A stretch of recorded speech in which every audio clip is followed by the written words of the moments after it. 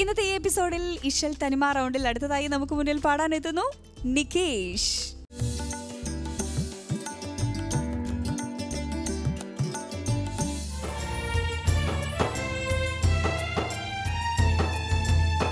വിട്ടന്റെ മാലിക് ബനുദീന അവരനെ വിധി കൊടും നല്ലൂരെത്തി പാർത്തതിയിൽ തന്നെ മട്ടം പോൽ മേലിൽ ചെയ്യേണ്ടും കാര്യം സംബന്ധിച്ച് മാലിക് ബനു ഹബീബോരെ താൻ പറഞ്ഞേൽപ്പിച്ച് വിട്ടന്റെ മാലിക് ബനുദീന അവരനെ വിധി കൊടും നല്ലൂരെത്തി പാർത്തതിയിൽ തന്നെ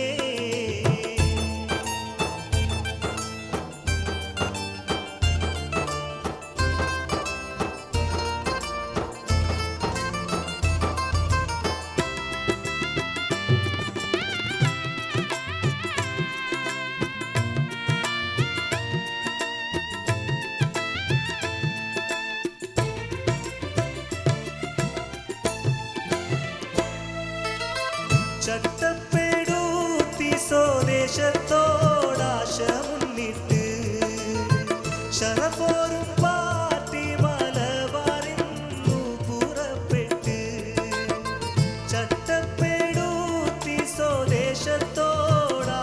മുന്നിട്ട് ശരഫോരും പാർട്ടി മലബാറിന്നു പുറപ്പെട്ട് നെട്ടോട്ടം പോയി കല്ലായി ചേർന്നാനേ നലവറും രാജൻ കബർ സിയാറത്തും ചെയ്താനേ വിട്ടന്റെ മാലിക് ബനുദീന അവരനെ വിധി കൊടും നല്ലൂരെത്തി പാർത്തതിയിൽ തന്നെ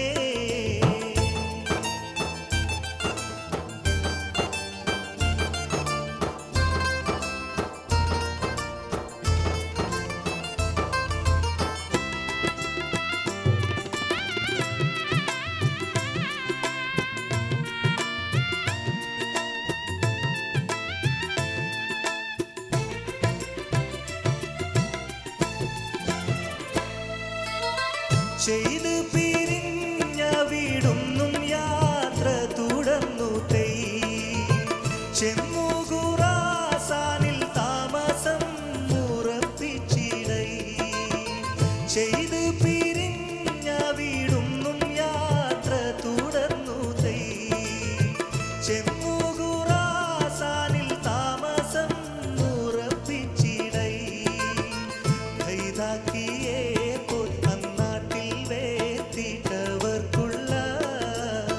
കാലധർമ്മം മണഞ്ഞെന്നും അൻഹുറലിയല്ല വിട്ടന്റെ മാലിക് ബനുദീന അവരനെ വിധി കൊടും നല്ലൂരെത്തി പാർത്തതിയിൽ തന്നെ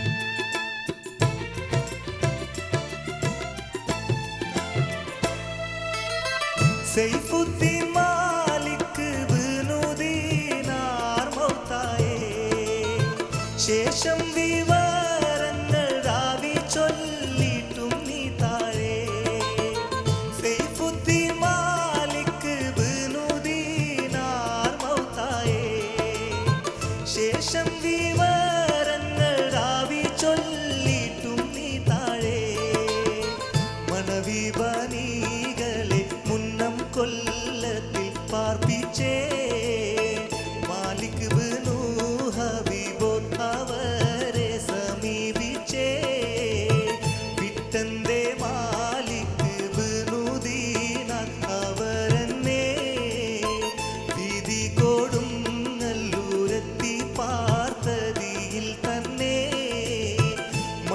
പോൽ മേലിൽ ചെയ്യേണ്ടും കാര്യം സംബന്ധിച്ച് മാലിക് ബിനു ഹബീബോരെ താൻ പറഞ്ഞേൽപ്പിച്ച് വിട്ടന്റെ മാലിക് ബിനു ദീനാർ അവരെന്നെ വീതി കൊടുങ്ങല്ലൂരെത്തി പാർത്തതിയിൽ തന്നെ.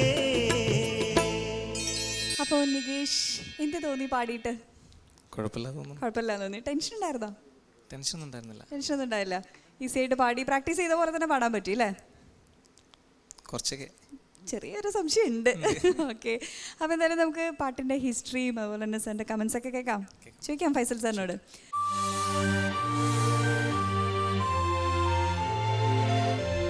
മോനെ ഈ മേലാറ്റൂരുകാരനല്ലേ? പെരിന്തൽമണ്ണ. എന്നാൽ കിഴക്കൻ ഏറനാടിൻ്റെ ആ ഒരു ഭാഗത്താണ്. അതുകൊണ്ടായിരിക്കണം പുലിക്കോട്ടിൽ ഹൈദർ സാഹിബിൻ്റെ പാട്ടെടുത്തിരിക്കുന്നത്. കാരണം ഇതും മൂസക്ക നമ്മുടെ സാധാരണ മോയിൻകുട്ടി വൈദ്യരുടെ പാട്ടുകളൊക്കെ എടുക്കുന്നത് പോലെ ആരും അങ്ങനെ ട്രഡീഷണൽ റൗണ്ടിൽ പുലിക്കോട്ടിലെ നരിനായാട്ടിലെ ഒരു പാട്ട് കടുത്തിടുന്നുള്ളൊരു പാട്ട് എടുക്കാറുണ്ട് കുട്ടികൾ, പക്ഷേ കൂടുതൽ എടുക്കാറില്ല. അതുകൊണ്ട് തന്നെ വളരെ മനോഹരമായ ഒരു തെരഞ്ഞെടുപ്പാണ്. അത് പറയാനുള്ള കാരണം കേരള ചരിത്രം എഴുതിയിട്ടുണ്ട് പുലിക്കോട്ടിൽ. അദ്ദേഹത്തിൻ്റെ കേരള ചരിത്രത്തിലെ വരികളാണ്. അത് കേട്ടാലറിയാം മാലിക് ദീനാറും ആ കാര്യങ്ങളൊക്കെ സംഭവങ്ങൾ കൊടുങ്ങല്ലൂരും ഖുറാസാൻ ഒക്കെ പറയുന്നുണ്ട് ഇതിൽ. അപ്പോൾ ഈ പുലിക്കോട്ടിൽ ഒരു സാധാരണക്കാരനായ കവിയായിരുന്നു അദ്ദേഹം. അത്യാവശ്യം സാമ്പത്തിക സൗകര്യമുള്ള ആളാണ് അദ്ദേഹം. ഈ വണ്ടൂരിൽ ഒക്കെ ആ ഭാഗത്തൊക്കെ ഈ ബീഡി തെറുപ്പുകാർ ഒന്നായിട്ടിരുന്ന് പത്രം വായിക്കുകയും അവർക്ക് പത്രം വായിച്ചു കൊടുക്കാൻ ഒരാളാണ്. അങ്ങനെയൊക്കെയുള്ള ഒരു പഴയ കാലമുണ്ട്. അതേപോലെ പാട്ട് പുലിക്കോട്ടിൽ ഇങ്ങനെ അങ്ങാടിയിലൊക്കെ ഇരുന്ന് ഇങ്ങനെ സുഹൃത്തുക്കളുടെ പാട്ട് പാടുമ്പോൾ അത് എവിടെയും എഴുതി വെക്കില്ല. അപ്പോൾ അദ്ദേഹത്തിൻ്റെ ഒരു സന്തത സഹചാരിയായിരുന്ന അയമൊല്ല എന്ന ഒരാളുണ്ട്. അദ്ദേഹം ഈ പാട്ടുകളൊക്കെ എഴുതി വെക്കും. കാരണം പുലിക്കോട്ടിൽ അങ്ങനെ പാടുക ചെയ്യാം. എന്നിട്ട് അയമൊല്ലയാണ് പിന്നെ ഇത് അച്ചടിച്ച് വിൽക്കുന്നത്. കാരണം പുലിക്കോട്ടിന് പൈസയുടെ ആവശ്യമില്ല. അയമൊല്ല അങ്ങനെ ജീവിക്കുകയാണ്. ഈ പുലിക്കോട്ടിലെ പാട്ട് എഴുതി അത് വിറ്റ് ജീവിക്കുക. അങ്ങനെയുള്ള ഒരു മഹാനായ കവിയായിരുന്നു. വളരെ മനോഹരമായ പ്രണയഗാനങ്ങളും കത്തുപാട്ടുകളും. മറിയക്കുട്ടിയുടെ കത്തൊക്കെ ചരിത്രമാണ്. അദ്ദേഹത്തിൻ്റെ മറിയക്കുട്ടിയുടെ കത്ത് എന്ന് പറഞ്ഞാൽ കത്തുപാട്ടിൻ്റെ ചരിത്രത്തിലൊരു സംഭവം തന്നെയാണ്. അങ്ങനെയുള്ള ഒരുപാട് പാട്ടുകൾ എഴുതിയ അദ്ദേഹം ഏതാണ്ട് 100 വയസ്സിനടുത്താണ് മരിച്ചത്. 98 വയസ്സെന്നാണ് പലരും പറയുന്നത്.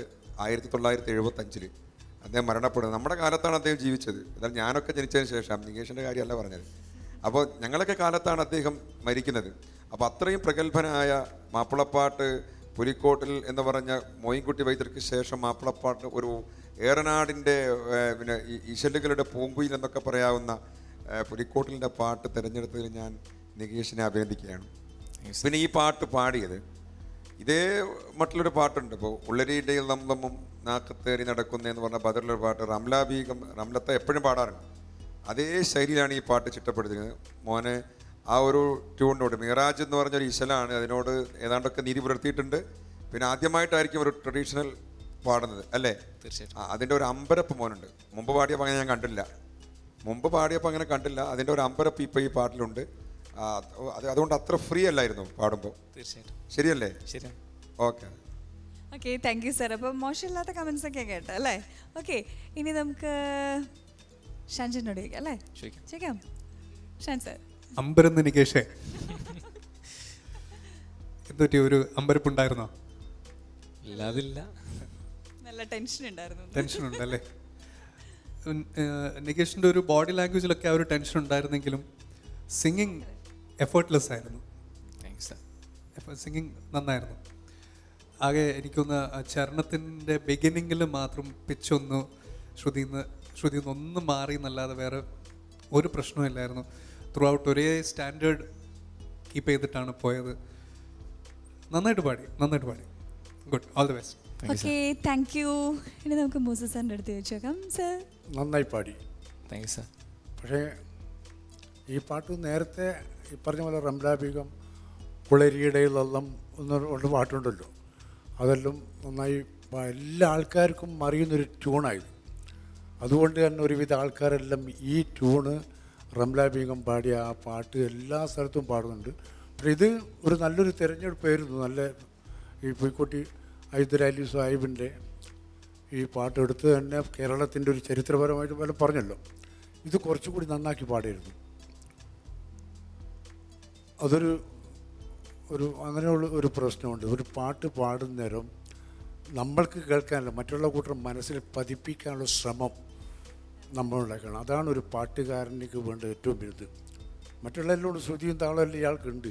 പക്ഷെ മറ്റൊരാളെ മനസ്സിൽ പതിപ്പിക്കാനുള്ള ശ്രമം കൂടി നമ്മളൊരു പാട്ടുകാരൻ ഉണ്ടാക്കണം. ഞാൻ പാടി ഞാൻ തന്നെ കേൾക്കാനുള്ള ഒരു സാധനമല്ലല്ലോ. കുറച്ചും കൂടി ഇനി അങ്ങോട്ട് ഒരു പാട്ട് പാടുന്ന നേരം അതിൻ്റെ വേണ്ടുന്ന മറ്റു ശ്രുതിയും താളമൊക്കെ ഉണ്ട്. ആ ലയം എന്ന് പറഞ്ഞൊരു സാധനം, ഇതിൻ്റെ രണ്ടിൻ്റെ ഒപ്പരം കിടക്കേണ്ട ഒരു സാധനം, 3 ശ്രുതി, ലയം, താളം, അങ്ങനെയാണല്ലോ പറയുന്നത്. അപ്പോൾ ഇതിൻ്റെ ഒന്ന് വല്ലാണ്ട് കുറവുണ്ട്. അതുകൊണ്ട് അതാണ് ഞാൻ പറയുന്നത്, മറ്റൊന്നുമല്ല. ഒരാൾ നല്ല പാട്ടുകാരനാണ്, ശ്രമിക്കണം. Okay, thanks. Okay, thank you sir. അപ്പോൾ നമുക്ക് ഇനി ഒരു ജഡ്ജിൻ്റെ കമൻസും കൂടി കേൾക്കാനുണ്ട് അല്ലേ?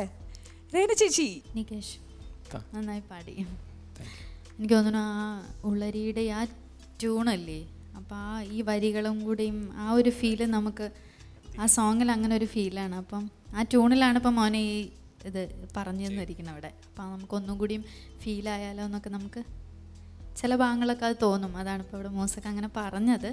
പക്ഷെ ഇവിടെ എനിക്ക് തോന്നുന്നു അനുപലി അങ്ങനെ ചില സ്ഥലത്ത് ഒരു ശ്രുതിയുടെ ഷാൻ പറഞ്ഞ പോലെ തന്നെ ഉണ്ട് ചില പ്രശ്നങ്ങൾ. പിന്നെ എനിക്ക് മോൻ്റെ ഒരു ഇഷ്ടമായ ഒരു കാര്യം എന്ന് വെച്ചാൽ ആ ബ്രീത്ത്, അത് ശരിക്കും നല്ല ആ വോയിസിൽ ഒരു ഇത് നമുക്ക് കേൾക്കുമ്പോൾ അതൊരു ട്യൂണൊക്കെ ഒരു സിമ്പിളായിട്ട് നമുക്ക് ഇങ്ങോട്ട് ഫീൽ ചെയ്യും. പക്ഷെ അത് പാടാനും ചില സിമ്പിളായിട്ടുള്ള സോങ് നമുക്ക് അവിടെ നിന്ന് പാടുമ്പോഴേ അത് അറിയുള്ളൂ അത് ബുദ്ധിമുട്ടാണ് എന്നുള്ളത്. അങ്ങനെ ഒരു പ്രശ്നം ഈ ഒരു സോങ്ങിലുണ്ട്. പിന്നെ അതൊരു എവിടെ ഒരു കട്ട് ചെയ്യാണ്ട് ശരിക്കും പല്ലവി ആയാലും അനുപലൊക്കെ നല്ലൊരു ബ്രീത്ത് കൺട്രോൾ, നല്ല ഒരു പ്രാക്ടീസ് നന്നായിട്ട് നികേഷിൻ്റെ വോയിസിലുണ്ട്. അത് കളയരുത് കേട്ടോ. നല്ലൊരു ക്വാളിറ്റിയാണ് ഞാൻ പറഞ്ഞത്. ബാക്കിയൊക്കെ നന്നായിരുന്നു. All the best. Thank you Rahana ചേച്ചി. അപ്പോൾ ഒരുവിധം കുഴപ്പമില്ലാത്ത കമൻസൊക്കെ കേട്ടല്ലേ? അവർ പറഞ്ഞ കമൻസൊക്കെ ശ്രദ്ധിച്ചിട്ട് എന്തൊക്കെയാണ് ഇനി അടുത്ത പെർഫോമൻസിൽ ശ്രദ്ധിക്കേണ്ടത് നോക്കിയിട്ട് പ്രാക്ടീസൊക്കെ ചെയ്യുക. അപ്പോൾ നമുക്കിനി ചോദിക്കണ്ടേ? വേണ്ടേ? ചോദിക്കാം. ഓക്കെ, അപ്പോൾ നമുക്ക് മാർക്സ് അറിയാം. ഫൈസൽ സർ. എനിക്കിപ്പോൾ പറയാൻ മനസ്സില്ല. ഇപ്പോൾ പറയൂലല്ലേ? അപ്പോൾ നമുക്ക് എന്ത് ചെയ്യാം? കേൾക്കാൻ പറ്റില്ല അല്ലേ? അടുത്ത ആളോട് ചോദിക്കാം. ഓക്കെ, രഹന ചേച്ചി. 26 ഔട്ട് ഓഫ് 30 26 മാർക്സ് ആണ് രഹന ചേച്ചി നൽകിയിരിക്കുന്നത്. ഷാൻ ചേട്ടാ. Nikesh out of 30 26. Out of 30 26. ഇനി നമുക്ക് മൂസ സാറിൻ്റെ മാർക്ക് കഴിക്കാം അല്ലേ? മൂസ സർ. 10ൽ 7 മാർക്ക്.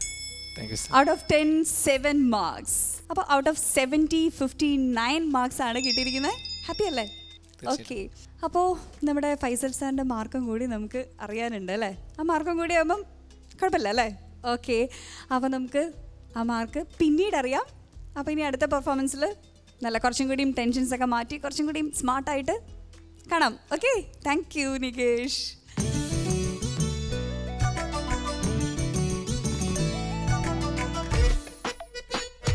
വേർപ്പ് ഫാക്ടറിയുടെ മുതലാളി എങ്ങനെ ഉണ്ടായിരുന്നു പെർഫോമൻസ്? കുഴപ്പമില്ല. ഇന്ന് കൂടുതൽ വേർത്തൊന്നുമില്ലെന്ന് തോന്നുന്നു. ചെറുതായിട്ടൊരു ടെൻഷൻ ഉണ്ടായിരുന്നില്ലേ? ഉണ്ടായിരുന്നു. എന്തിനാണ് ടെൻഷൻ? തൊണ്ടയ്ക്ക് വലിയ സുഖം ഉണ്ടായിരുന്നില്ല. ഇപ്പൊ പ്രാക്ടീസിന്റെ ഒരു ചെറിയ കുഴപ്പമുണ്ടായിരുന്നു പറഞ്ഞു. പക്ഷെ എന്നാലും നല്ല കമന്റ്സ് ആണ് കിട്ടിയത് അല്ലേ? നല്ല മാർക്കാണ്. 59 മാർക്സ് ആണ്. ഇനി ഒരു മാർക്കും കൂടി ഉണ്ട്. അപ്പം കുഴപ്പമൊന്നുമില്ല, നല്ല കമന്റ്സ് ആണ്. സോ ഈ പാട്ട് ആരാ സെലക്ട് ചെയ്തേ? പാട്ട് വണ്ടൂരിലെ ജലീൽ എന്ന് പറഞ്ഞ ആളാണ്. വണ്ടൂർ ജലീൽ. അദ്ദേഹം നല്ലൊരു സിംഗറാണ്, നമ്മുടെ ഒരു ഗുരുസ്ഥാനിയനാണ്. ഈ പാട്ട് മുമ്പ് പാടിയിട്ടുണ്ടോ? ഇല്ല, ഫസ്റ്റ് ടൈം പാടാണ്. ഇത്രയും നന്നായി പാടിയില്ലേ? അപ്പം ഇനിയും നമ്മുടെ കണ്ടസ്റ്റൻസ് ഒക്കെ ഒന്നിനൊന്ന് മെച്ചാണ്. ഓരോ ദിവസം കൂടുമ്പോൾ അവർ പവർഫുള്ളും സ്ട്രോങ് ആയി വരികയാണ്. അപ്പം നന്നായി പ്രാക്ടീസ് ചെയ്യുക, നന്നായി പാടാം. All the best. Thank U.